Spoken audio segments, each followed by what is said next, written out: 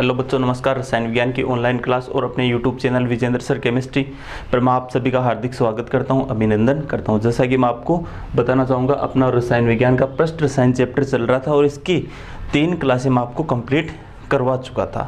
और बताना चाहूँगा आपको मैं एडजॉर्प्शन या अतिशोषण जो अपना पोर्शन था पहला वो करवा चुका। अब पढ़ेंगे अपन उत्प्रेरण। इसके बारे में पढ़ना है आज अपने को, उत्प्रेरण, कैटालाइसिस। उत्प्रेरण के बारे में अपन पढ़ेंगे। तो सबसे पहले अपन बात करते हैं उत्प्रेरण होता क्या। इसके बारे में सबसे पहले बताया था ब्रिजलियस ने देखा था। किसने देखा? ब्रिजलियस ने। इन्होंने देखा पोटेशियम क्लोराइड KClO3, इसका तापीय अपघटन बहुत ही धीमी गति से होता है, बहुत ही धीमी गति से होता है। 2KCl + 3O2, ये क्या होता है? बहुत ही धीमा। फिर इन्होंने देखा अगर इसमें MnO2 की सूक्ष्म मात्रा डाल दें तो ये अपघटन क्या होता है? पोटेशियम क्लोराइड KClO3 का तापीय अपघटन क्या हो जाता है? इसका वेग बहुत ही अधिक बढ़ जाता है। ये अभिक्रिया क्या होती है? फास्ट होती है और ये होती है स्लो होती है। तो इन्होंने ये पदार्थ, इनके बारे में बताया। ये पदार्थ जो थे इन्हीं को इन्होंने क्या नाम दिया? उत्प्रेरक। क्या नाम दिया इनको? उत्प्रेरक, कैटलिस्ट। क्या कहा इनको? उत्प्रेरक। और इनकी डेफिनेशन या परिभाषा अपने को निम्न प्रकार से दी। किससे कहते हैं उत्प्रेरक? अपन इनके बारे में इन्होंने बताया। उत्प्रेरक क्या होते हैं? वे पदार्थ जो रासायनिक अभिक्रियाओं के वेग को क्या कर देते हैं? केमिकल रिएक्शन के, रासायनिक अभिक्रियाओं के वेग को परिवर्तित कर देते हैं। क्या कर देते हैं? रासायनिक अभिक्रियाओं के वेग को परिवर्तित कर देते हैं और स्वयं क्या रहते हैं? मात्रात्मक रूप से और संगठन रूप से क्या रहते हैं? अपरिवर्तित। इन्हीं पदार्थों को अपन क्या कहते हैं? कैटलिस्ट कहते हैं। किसे कहेंगे? वे पदार्थ जो रासायनिक अभिक्रियाओं के वेग को चेंज कर देते हैं और स्वयं क्या रहते हैं? मात्रात्मक रूप से और संगठन रूप से क्या रहते हैं? अपरिवर्तित रहते हैं। इन्हीं रासायनिक पदार्थों को क्या कहते हैं? उत्प्रेरक। और यह मैकेनिज्म या जो यह प्रोसीजर है या यह क्रिया है, ये क्या कहलाती है? उत्प्रेरण कहलाती है, कैटालाइसिस कहलाती है। तो ये चीज आप सबको क्या रहनी चाहिए? क्लियर रहनी चाहिए। क्लियर है सभी को? अब अपन आगे बात करते हैं उत्प्रेरकों के प्रकार की, यानी उत्प्रेरक कितने प्रकार के होते हैं उनके बारे में अपने को अब डिस्कशन करना है। तो डेफिनेशन सबको क्लियर है?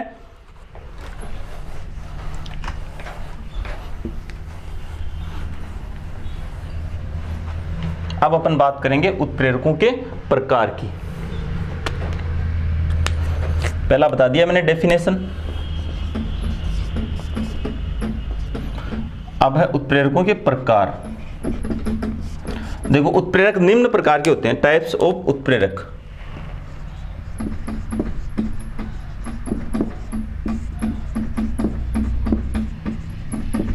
प्रकार, उत्प्रेरक कितने प्रकार के होते हैं उनके बारे में अपने को बात करनी है। देखो, उत्प्रेरक निम्न 4 श्रेणियों में इनको बांटा है। धनात्मक उत्प्रेरक, धनात्मक उत्प्रेरक, दूसरा है ऋणात्मक उत्प्रेरक,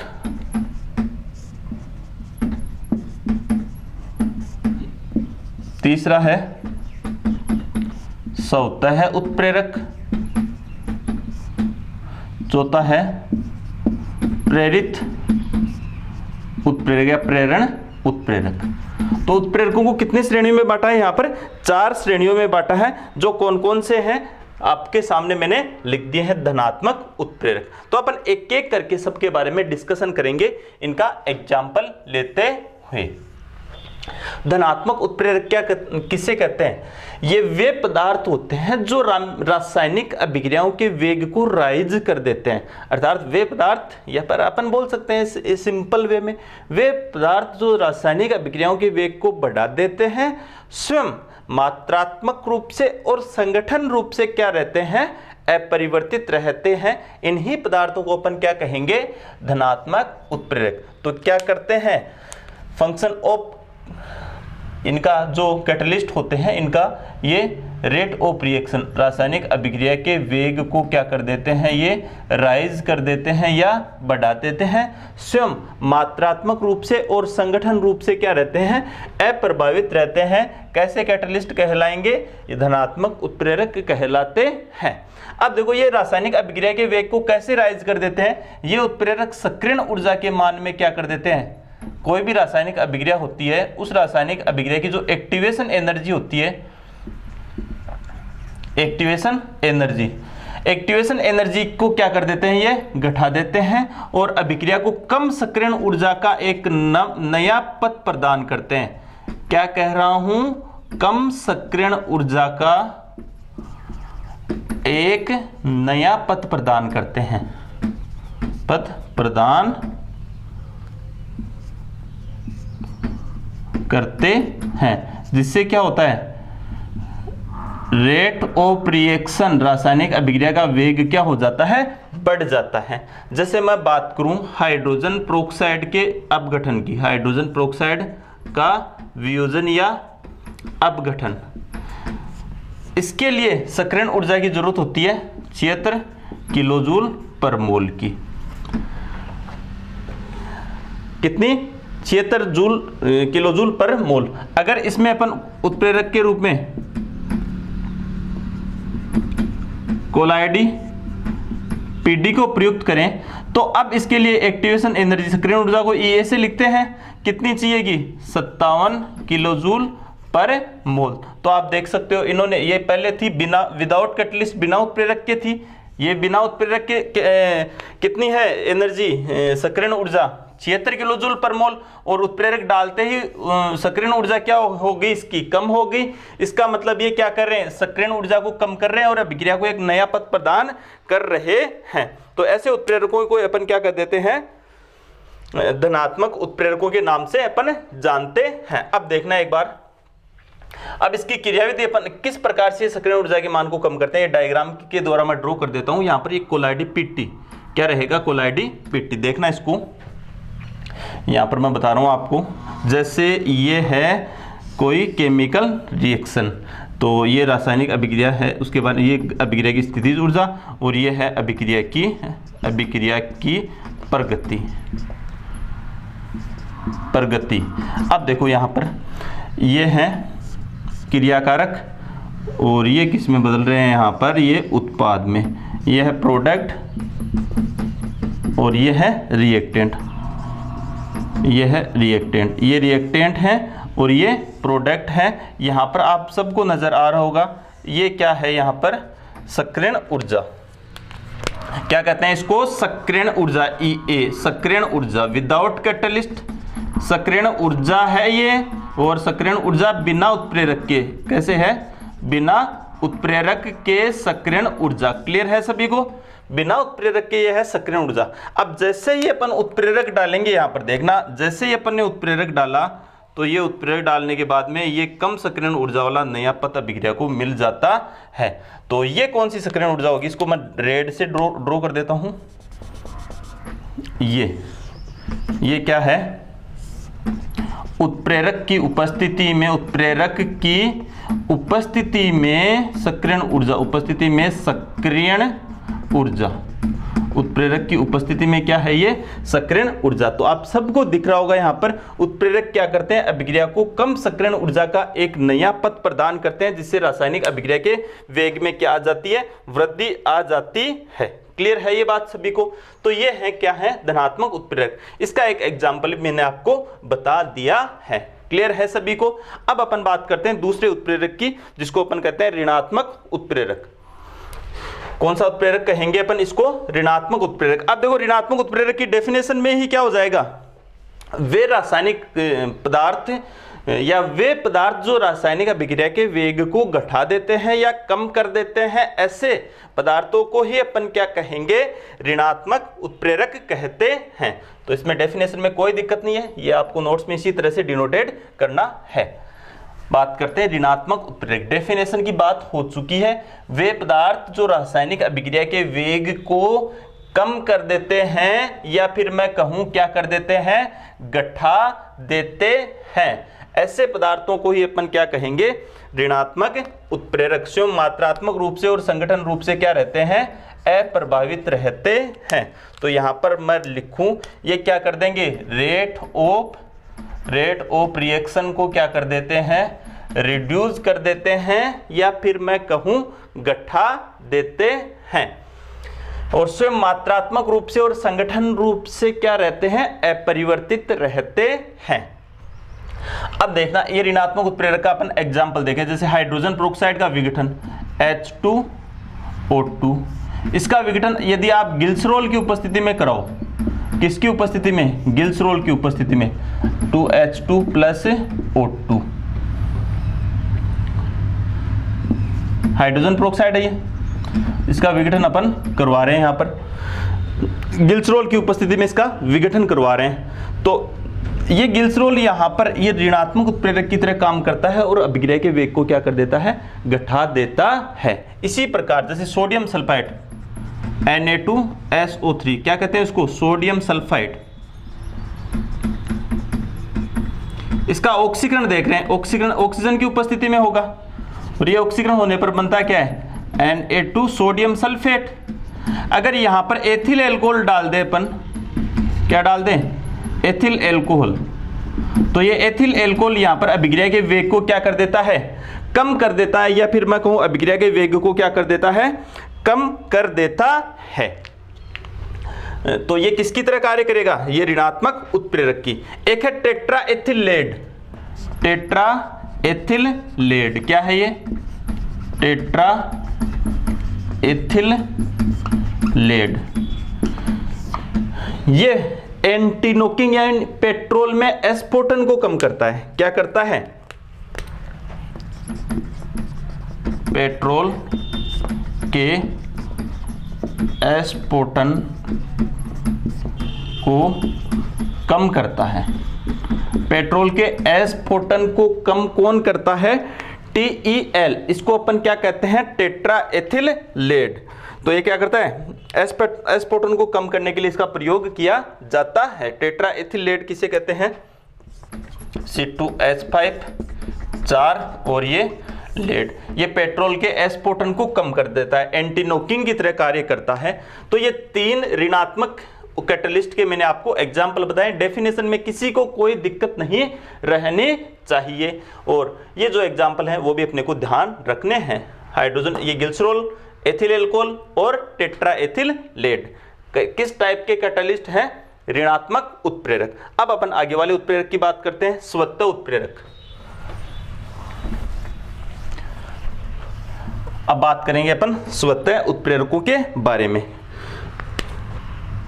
स्वतः उत्प्रेरक, देखो स्वतः उत्प्रेरक क्या होते हैं, अभिक्रिया के दौरान ही इनका निर्माण होता है। जब अभिक्रिया प्रारंभ में होती है, उसमें जो रिएक्टेंट होते हैं उसमें ये उत्प्रेरक नहीं रहते हैं। रिएक्टेंट क्रिया करके जब उत्पाद बनाते हैं तो उनमें जो उत्पाद बना हुआ है वही उत्पाद किसकी तरह कार्य करेगा, उत्प्रेरक की तरह कार्य करेगा। तो ऐसे उत्प्रेरक क्या कहते हैं, ऑटो कैटलिस्ट कहलाते हैं। ध्यान से सुनना आप, प्रारंभ में उत्प्रेरक है क्या, नहीं है। प्रारंभ में अभिकारक क्रिया करेंगे और उत्पाद बनाएंगे। उत्प्रेरक नहीं है तो अभिक्रिया का वेग क्या होगा, धीमा। और कुछ समय पश्चात इनमें जैसे ही उत्प्रेरक बन जाता है तो वो रासायनिक अभिक्रिया के वेग को क्या करेगा, उत्प्रेरित करेगा। तो बाद में इसका वेग क्या हो जाएगा, बढ़ जाएगा। तो ये कौन से उत्प्रेरक हैं, ऑटो कैटलिस्ट। क्या बाहर से अपने को उत्प्रेरक डालने की जरूरत पड़ी, क्या नहीं पड़ी। ऐसे उत्प्रेरकों को ही अपन कौन से उत्प्रेरक कहते हैं, स्वतः उत्प्रेरक कहते हैं। ये चीज आप सभी को क्या रहनी चाहिए, क्लियर रहनी चाहिए, क्या होते हैं स्वतः उत्प्रेरक। ओके, अब देखो अपन इसके एग्जाम्पल की बात करते हैं। जैसे एस्टर का अम्लीय माध्यम में जल अपघटन, जैसे एस्टर का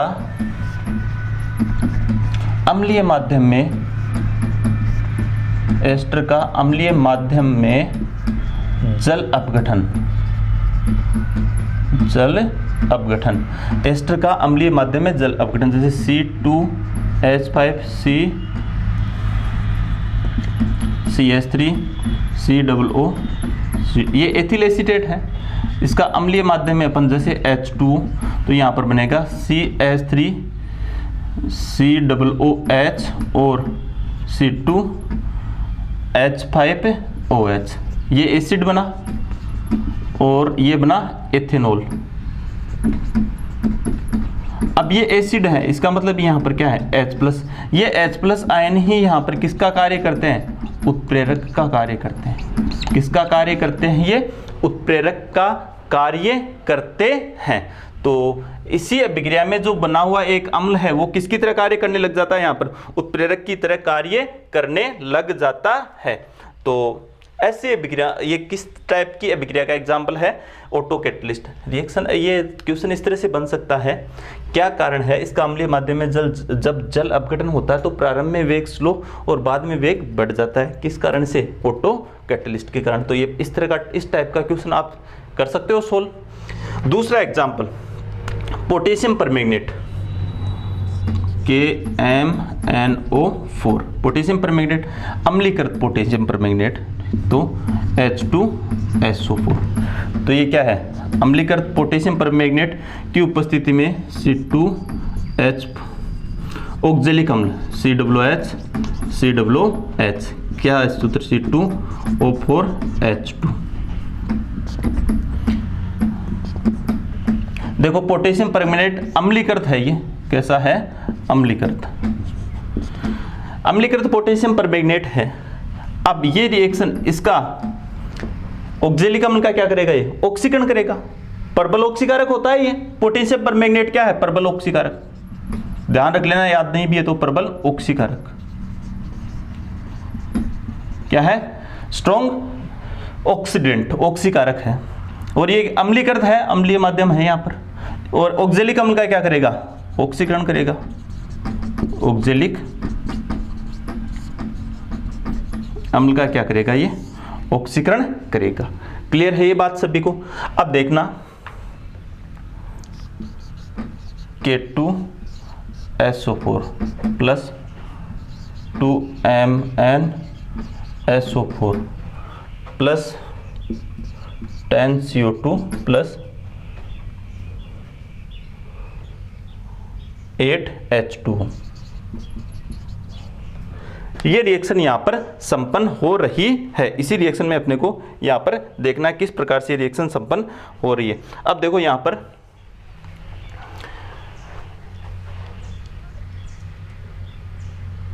ये Mn2+ आयन, कौन से आयन यहाँ पर, Mn2+ आयन। इन Mn2+ आयनों को देखो, इसमें Mn2+ आयन है यहाँ पे, ये है या नहीं है, Mn2+ आयन। ये Mn2+ आयन ही यहाँ पर अभिक्रिया में किसकी तरह कार्य करते हैं, उत्प्रेरक की तरह कार्य करते हैं। और एक चीज बताओ मेरे को, क्या प्रारंभ में इन Mn2+ आयनों का निर्माण हो रखा हो क्या है, क्या यहाँ पर इसकी ऑक्सीकरण अवस्था तो कितनी है मैग्नीज की, तो +7 है, यहाँ पर इसकी कितनी है, +2। तो ये मैं यही तो कह रहा हूँ ना, ये Mn2+ आयन, मैग्नीज 2+ आयन इस अभिक्रिया में किसकी तरह कार्य करते हैं, उत्प्रेरक की तरह कार्य करते हैं। तो अपन कहें अम्लीकृत पोटेशियम परमैंगनेट द्वारा ऑक्जेलिक अम्ल का ऑक्सीकरण, ऐसे बोलेंगे इसको। प्रारंभ में अभिक्रिया का वेग क्या है, स्लो, क्योंकि कैटलिस्ट नहीं रहता है। कुछ समय पश्चात इसके अभिक्रिया की रेट क्या हो जाती है, बढ़ जाती है, क्योंकि जो Mn2+ आयन बनते हैं मैग्नीज सल्फेट वाले, ये क्या करते हैं, अभिक्रिया में कैटलिस्ट का कार्य करते हैं, उत्प्रेरक का कार्य करते हैं। तो ये क्या करते हैं, अभिक्रिया के वेग को बढ़ा देते हैं। तो ये दो एग्जाम्पल, एस्टर का अम्लीय माध्यम एथिल एस्टेट है, या इसको क्या कहते हैं, एस्टर का अम्लीय माध्यम में जल अपघटन, और अम्लीकृत पोटेशियम परमैंगनेट द्वारा ऑक्जेलिक अम्ल का ऑक्सीकरण। कैसे कैटलिस्ट, ऑटो कैटलिस्ट रिएक्शन के क्या है ये एग्जाम्पल हैं। इन्हीं को अपन क्या कहेंगे, ऑटो कैटलिस्ट कहेंगे। क्लियर हुई ये बात सभी को। अब अपन बात करते हैं आगे प्रेरित उत्प्रेरकों के बारे में।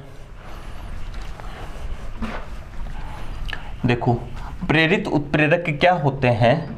जब कोई रासायनिक अभिक्रिया संपन्न नहीं हो रही है, क्लियर है, अगर उसके साथ कोई दूसरी रिएक्शन आ जाए तो वो पहली वाली रिएक्शन भी संपन्न हो जाए, तो जो रिएक्शन है उसको क्या कहते हैं? प्रेरित उत्प्रेरक। क्या कहेंगे?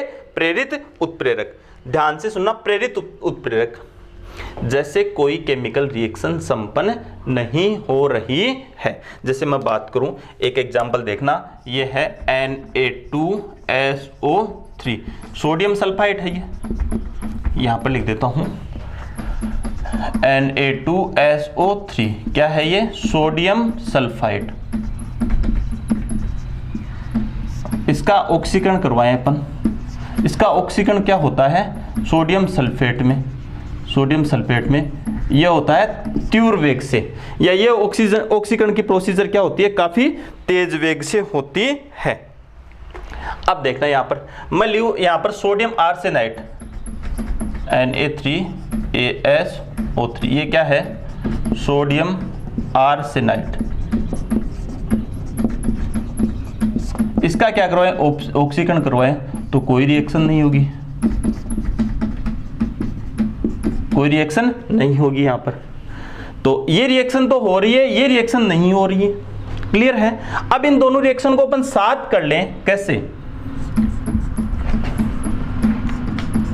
Na2SO3 Na3 arsenide plus O2। अब क्या होगा? ये दोनों अभिक्रियाएं संपन्न हो जाएगी।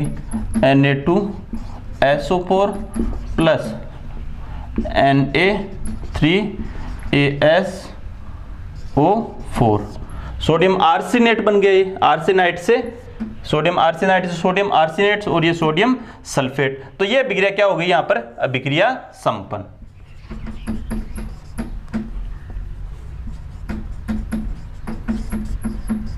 ये अभिक्रिया यहां पर क्या हो गई? संपन्न हो गई। ये अभिक्रिया यहां पर क्या हो जाती है? संपन्न हो जाती है। तो अपन कह सकते हैं, जब कोई रासायनिक अभिक्रिया संपन्न नहीं हो और यदि किसी द्वितीय दूसरी अभिक्रिया के साथ वह संपन्न हो जाए, तो ऐसी अभिक्रिया कौन सी अभिक्रिया कहलाएगी? ये अभिक्रिया, इस रिएक्शन के लिए ये अभिक्रिया क्या कहलाएगी? प्रेरित उत्प्रेरक कहलाएगी। क्या कहलाएगी? प्रेरित उत्प्रेरक। जब कोई रासायनिक अभिक्रिया संपन्न नहीं होती है और किसी द्वितीय अभिक्रिया के साथ वो क्या हो जाती है? संपन्न हो जाती है, तो ऐसी अभिक्रियाओं को अपन कौन सी अभिक्रियाएं कहते हैं? प्रेरित उत्प्रेरक वाली अभिक्रियाएं कहते हैं। जैसे सोडियम सल्फाइड का, इसका तो तीव्र वेग से होता है, इसका नहीं होता है, दोनों को साथ करें तो दोनों रिएक्शन संपन्न हो जाती है। तो इस प्रकार से ये कौन सा उत्प्रेरक है? प्रेरित उत्प्रेरक। अब अपन पढ़ेंगे उत्प्रेरण के प्रकार। ये उत्प्रेरकों के प्रकार पढ़ाया था, अब अपन पढ़ेंगे उत्प्रेरण के प्रकार। ये प्रकार किसका था?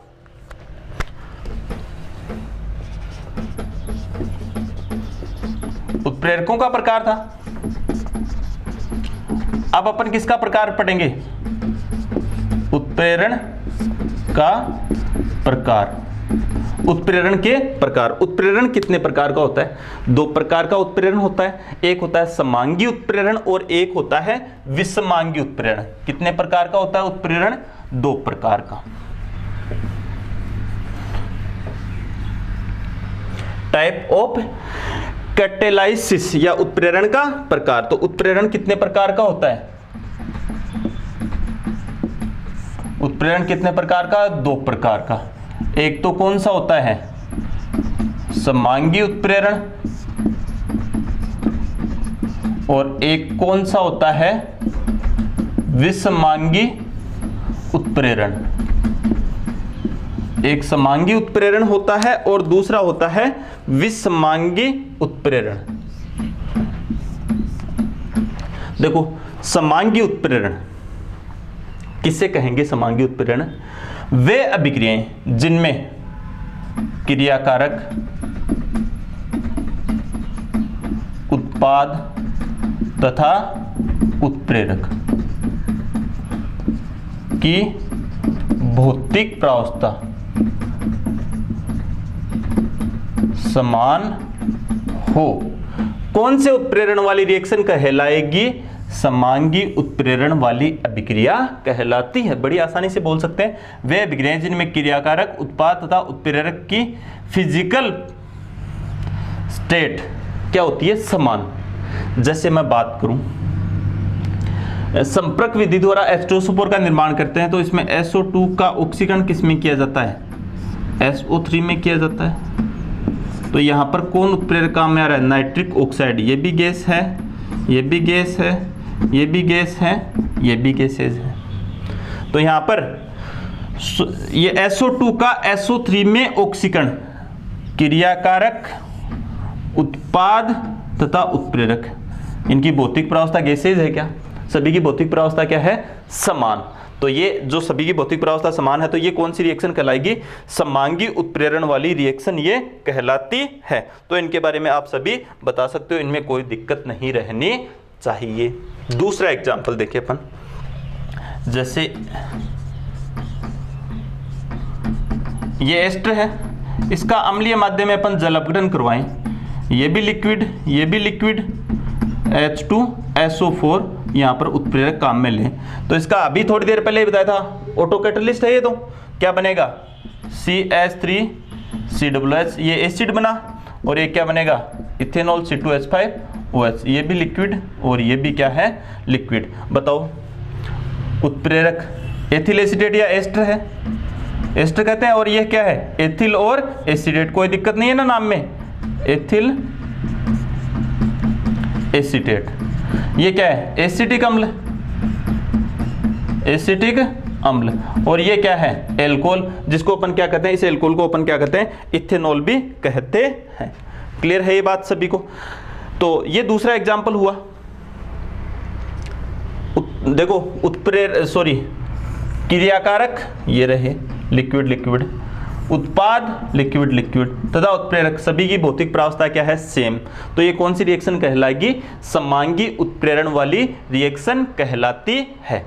दूसरा अपन देखें, सुक्रोज का अम्लीय माध्यम में जल अपघटन, किसका, सुक्रोज का जल अम्लीय माध्यम में जल अपघटन, जैसे C12H22O11 H2O H2SO4 की उपस्थिति में, ये भी लिक्विड है, ये भी लिक्विड है, ये भी लिक्विड है।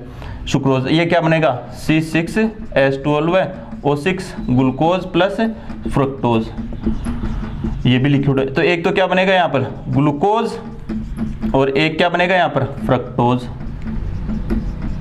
और ये क्या है, सुक्रोज। तो सुक्रोज का अम्लीय माध्यम में जल अपघटन कैसा है, समांगी उत्प्रेरण वाली रिएक्शन है। बताओ इसमें आपको किसी को कोई दिक्कत नहीं रहनी चाहिए। क्लियर है ये बात सभी को।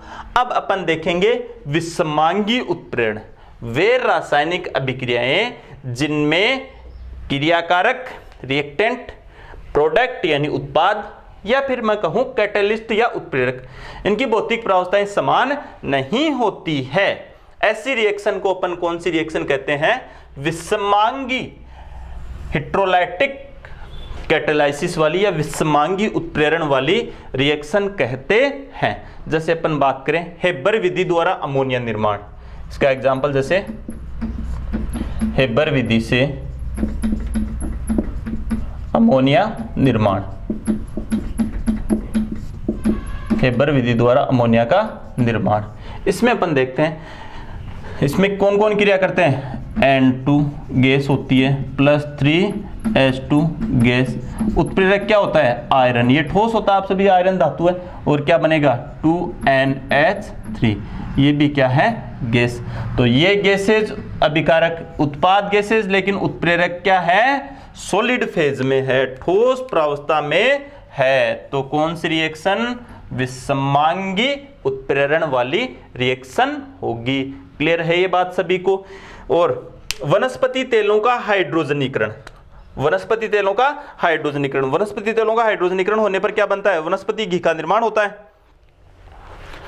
जैसे सीधा ही लिख दें, या फिर असंतृप्त होते हैं CH2 डबल बॉन्ड CH2, ये क्या होता है, वनस्पति तेल, इसका हाइड्रोजनीकरण करवाएं तो ये काम में आता है यहाँ पर निक्किल उत्प्रेरक। कौन सा उत्प्रेरक, निक्किल, और ये ठोस होता है, और क्या बनेगा CH3, ये वनस्पति घी, वनस्पति घी। आप सभी जानते हो वनस्पति घी ये होते हैं ठोस, ये होते हैं संतृप्त, और ये होते हैं असंतृप्त।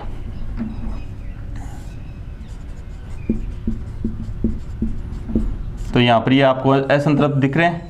ये सामान्य ताप पर द्रव अवस्था में पाए जाते हैं और ये सामान्य ताप पर कौन सी अवस्था में पाए जाते हैं? ठोस अवस्था में पाए जाते हैं। तो देखो यहाँ पर आप खुद देखना,